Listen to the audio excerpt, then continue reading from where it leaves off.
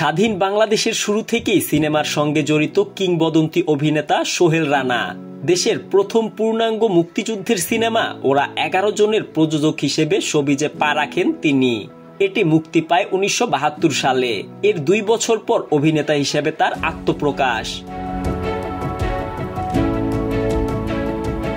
কাজী আনোয়ার হোসেনের বিখ্যাত চরিত্র মাসুদ রানা হিসেবে মাসুদ রানা সিনেমা দিয়ে এর পরিচালনাও করেছিলেন তিনি।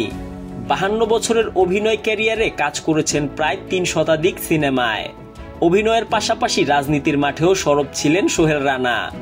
অবশেষে আনুষ্ঠানিকভাবে অভিনয়কে বিদায় জানালেন গুণী এই অভিনেতা। সেই সঙ্গে জানালেন রাজনৈতিক কর্মকাণ্ডেও তাকে আর দেখা যাবে না। দেশের একটি সংবাদ মাধ্যমকে এমনটাই জানিয়েছেন সোহেল রানা।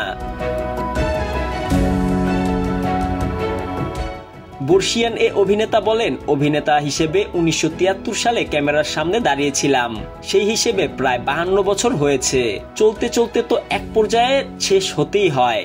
অভিনয়কে বুকের মধ্যে আমি লালন করলেও আমাকে আর প্রফেশনাল অভিনয়ে দেখা যাবে না। আমি সক্রিয় রাজনীতি ও প্রফেশনাল অভিনয় থেকে অবসরের সিদ্ধান্ত নিয়েছি। সোহেল রানা বলেন, আমাকে আর নতুন করে পর্দায় দেখা যাবে না। শরীরও আর আগের মতো সাপোর্ট করছে না, কিন্তু এখনো একটি সিনেমা পরিচালনা করার শখ রয়েছে আমার। তবে মনে হচ্ছে বয়সে আর সেটি কুলাবে না। তিনি বলেন, অভিনয় থেকে অবসরের সিদ্ধান্ত নেওয়ার বড় কারণ হচ্ছে বয়স। আমার বয়স এখন 79 বছর। অভিনয় ও রাজনীতি দুটির সঙ্গে আমাকে জড়িয়ে থাকতে হলে বেশ অ্যাক্টিভিটি থাকা প্রয়োজন, অনেক পড়াশোনা প্রয়োজন। শারীরিক পরিস্থিতির জন্য এসব পারছি না। এখন থাকার অর্থ জোর করে থাকা।